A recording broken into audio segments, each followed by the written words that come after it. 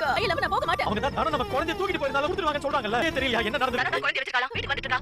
அவனுக்கு என்ன நம்ப முடியலையா? குழந்தைய காணோம். என் முத்தழ போய் இப்ப சரவணனை தொலைச்சிட்டு நிக்கறான். யார் இத செஞ்சா? கேட்டு அல்ப சந்தோஷப்பட போறீங்களா? சொன்னாண்டி கேக்குறத பார்த்தாலே கூட்டு வந்து கொண்டு தோணுது. அண்ணன் தான் மாமா பேசினாங்க. ஆனா அவங்க வருவாங்களா இல்லையான்னு எனக்கு தெரியல. நம்மள தசை திருப்பிட்டே குழந்தைய தூக்கிட்டு போயிட்டா. அதுல நல்ல பொண்ணா தான் தெரிஞ்சது.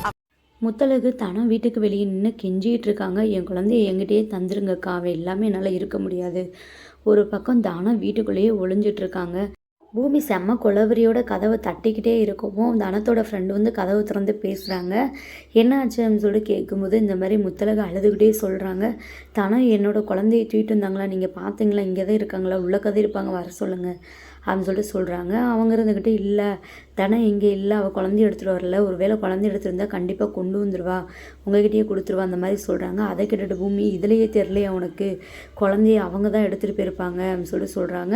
பேசிகிட்டு இருக்கும்போதே பார்த்திங்கன்னா தனம் வந்து சொர்ணத்துக்கு கால் பண்ணி சொல்லிடுறாங்க, நான் தான் குழந்தைய தூக்கிட்டு வந்தேன்னு. சொர்ணம் வந்து பூமிக்கு கால் பண்ணி சொல்கிறாங்க. தனம் தான் குழந்தைய தூக்கிட்டு போனாலாம், வீட்டுக்கு தான் கொண்டு வந்துருக்கலாம் அப்படின்னு சொல்லிட்டு சொல்கிறாங்க. அதை கேட்டுட்டு பூமி முத்தழகு வீட்டுக்கு போகிறாங்க.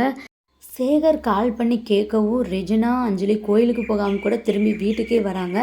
வீட்டில் ஒரு பக்கம் வந்து சொர்ணம் அழுதுகிட்டு இருக்காங்க. வந்து ரெஜினா அஞ்சலி என்ன ஏதுன்னு கேட்கும்போது இந்த மாதிரி சொர்ணம் வந்து அழுதுகிட்டே சொல்கிறாங்க, நான் எப்படி என் பிள்ளையை தொலைச்சிட்டு நின்றனோ அதே மாதிரி முத்தழகுக்கு ஆயிடுச்சு அப்படின்னு சொல்லிட்டு சொல்கிறாங்க. குழந்தைக்கு என்ன நடந்தது, யார் இப்படி பண்ணா அப்படின்னு சொல்லிட்டு கேட்டுருக்காங்க. சொர்ணம் அவங்கள பிடிச்சி திட்டிடுறாங்க.